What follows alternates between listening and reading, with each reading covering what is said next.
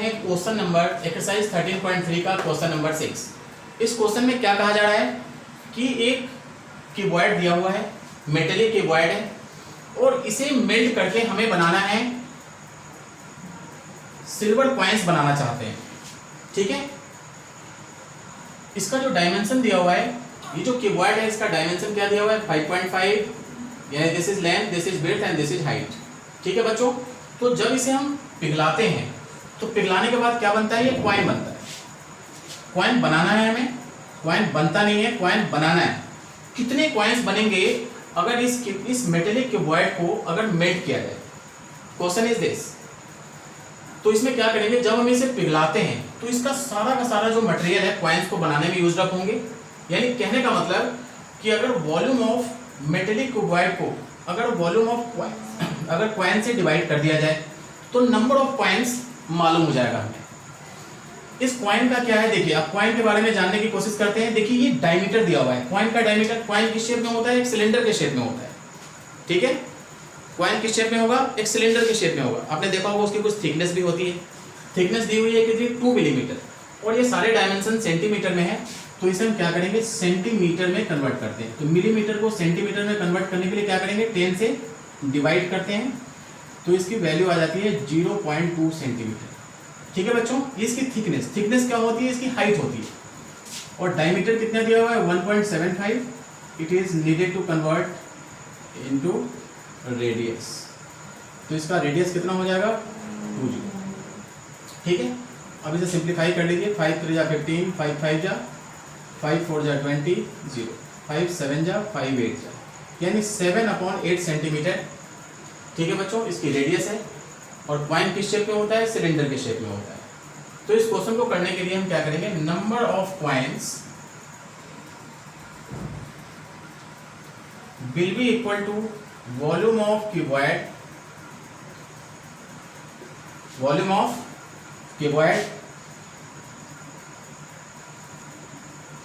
Upon volume of a coin which is in the shape of cylinder. ये cylinder के shape में होते हैं कॉइन, जिसकी थिकनेस मीन्स उसकी हाइट दी हुई है, वो कितना हो जाएगा 5, यानी वॉल्यूम ऑफ अ कॉइन लिख देता हूं मैं यहां पर, वॉल्यूम ऑफ अ कॉइन। तो वॉल्यूम ऑफ क्यूबॉइड कितना दिया हुआ है 5.5 multiply 10 multiply 3.5 upon volume of coin कितना होगा πr²h, जो कि सिलेंडर के शेप में है। तो पाई को क्या लिखेंगे 22, 7 ऊपर आ जाएगा। Radius is how much 7/8, that is 7 into 8 multiply 7 into 8 multiply 0.2। ठीक है बच्चों, now you can solve your self and you will get correct answer.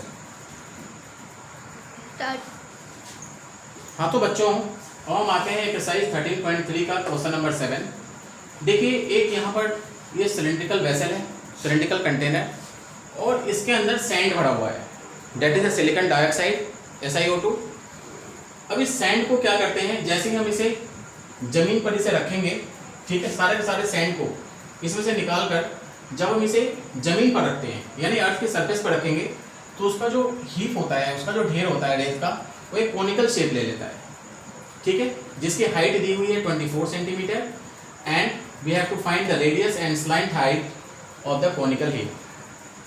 ठीक है बच्चों, तो देखिए जितना इसके अंदर सैंड था, जब हम इसे जमीन पर रखते हैं, ठीक है, तो इसकी जो सैंड की जो वॉल्यूम होगी, यानी इस सिलेंडर का वॉल्यूम, ठीक है, जिसके अंदर सैंड रखा हुआ है, तो इसकी जो वॉल्यूम होगी वो इसके वॉल्यूम के इक्वल होगी, क्योंकि इतना ही मटेरियल तो इस हीप को बनाने में यूज अप हुआ है। ठीक है बच्चों, तो हम लिखेंगे कि वॉल्यूम ऑफ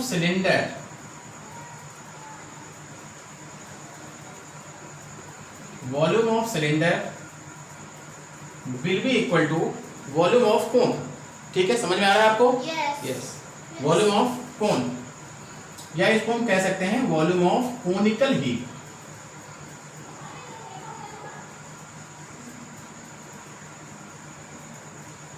ठीक है, तो वॉल्यूम ऑफ सिलेंडर तो आप जानते हैं बच्चों, πr², इसकी रेडियस को मैंने स्मॉल r लिया है, πr²h will be equal to volume of conical heap क्या होगा 1/3 pi r square H. Any problem? समझ में आ रहा है? ठीक है। Pi and pi will get cancel out, r square that is 18 into 18 into इसकी हाइट कितनी दी हुई है बच्चों 32। ठीक है, ये 3 इधर आ जाएगा बाय क्रॉस मल्टीप्लिकेशन और आर स्क्वायर कितना है, आर तो हमें फाइंड आउट करना है, इसकी हाइट दी हुई है तो हाइट नीचे आ जाएगा, तो हाइट इज 24। इससे आप हाइट निकाल सकते हैं।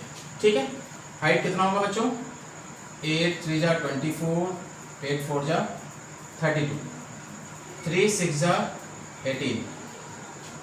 ठीक है, pi r square that is r square is how much 18 into 18 and height is 32।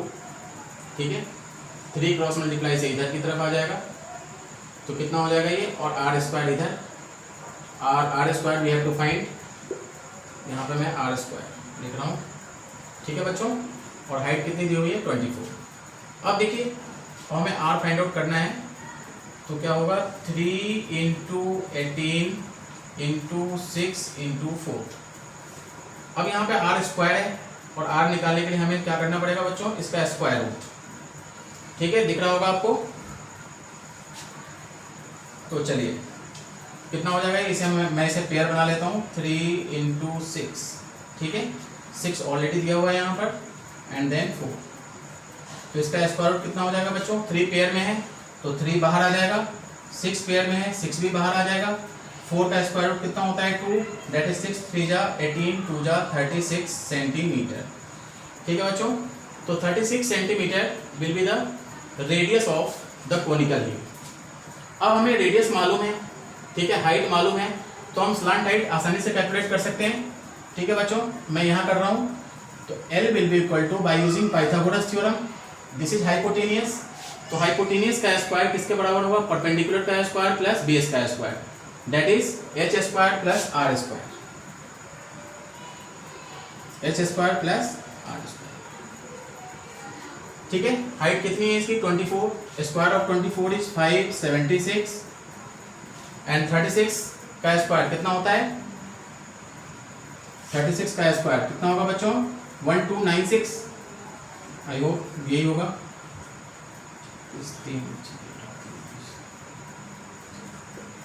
Yes 1296। हम इन दोनों को ऐड करके और इसका स्क्वायर रूट फाइंड आउट कर लीजिए, you will get the value of slant height. हाँ तो बच्चों अब हम आते हैं क्वेश्चन नंबर 8। ठीक है, जो इस एक्सरसाइज का आखिरी क्वेश्चन होगा, और क्वेश्चन नंबर 9 आप खुद से करने की कोशिश कीजिएगा। ठीक है, अगर नहीं आता हो तो आप मुझे कमेंट कर सकते हैं। तो चलिए, एक कैनाल है, कैनाल किस शेप में है, क्यूबॉइड के शेप में है। ठीक है,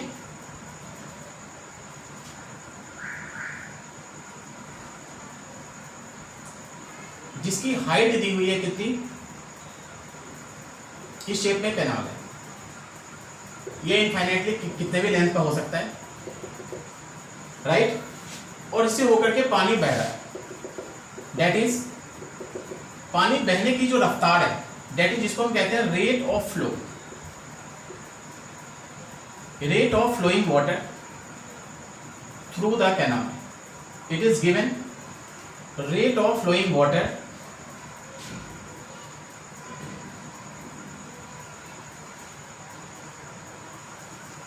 थ्रू द कैनाल।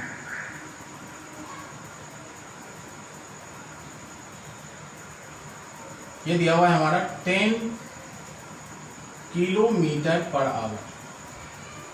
ठीक है बच्चों, अब देखिए इसकी जो विड्थ, इसकी विड्थ कितनी दी हुई है 6 मीटर, और इसकी जो गहराई है कैनाल की हाइट ये दी हुई है 1.5 मीटर। आप क्वेश्चन आप चेक कर सकते हैं।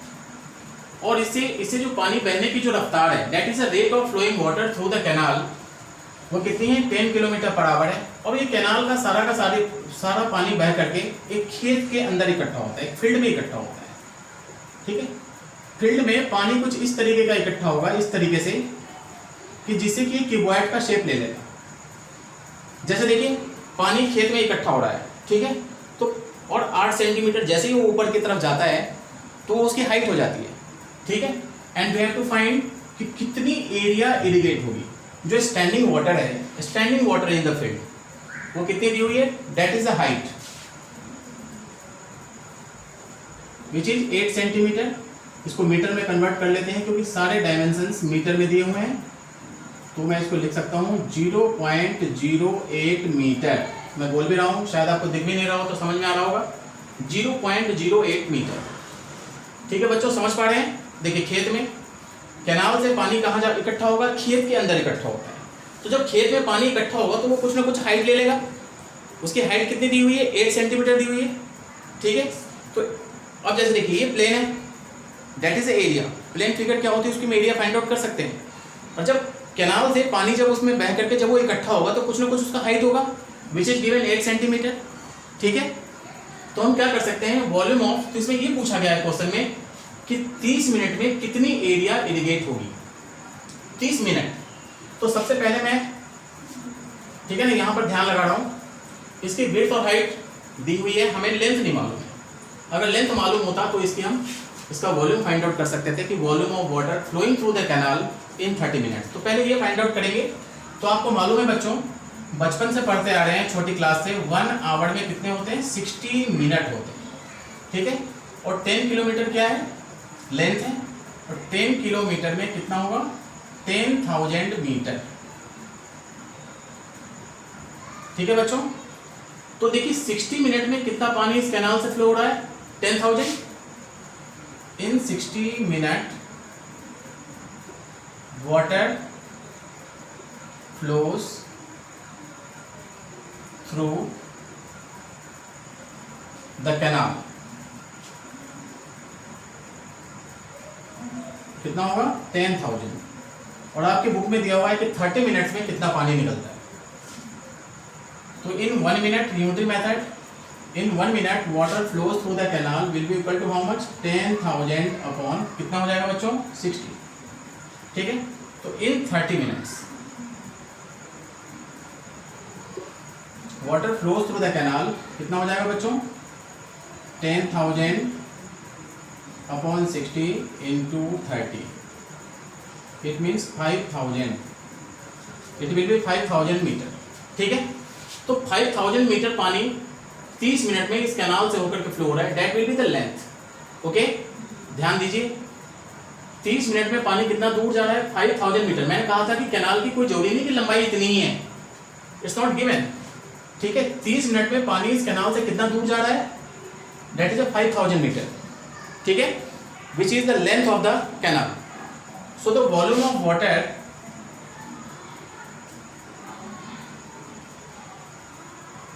लेंथ मालूम हो गया हमें, flows through the canal in 30 minute.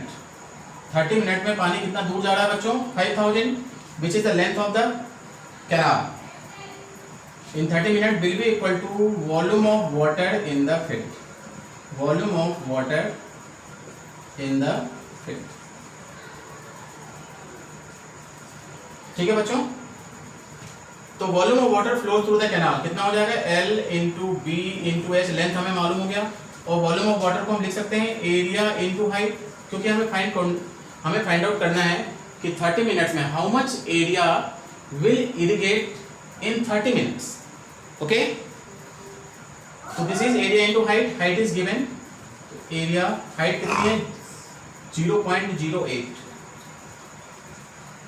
and length is how much, 5,000, breadth कितनी दी हुई है बच्चों, 6, and height कितनी दी हुई है, 1.5।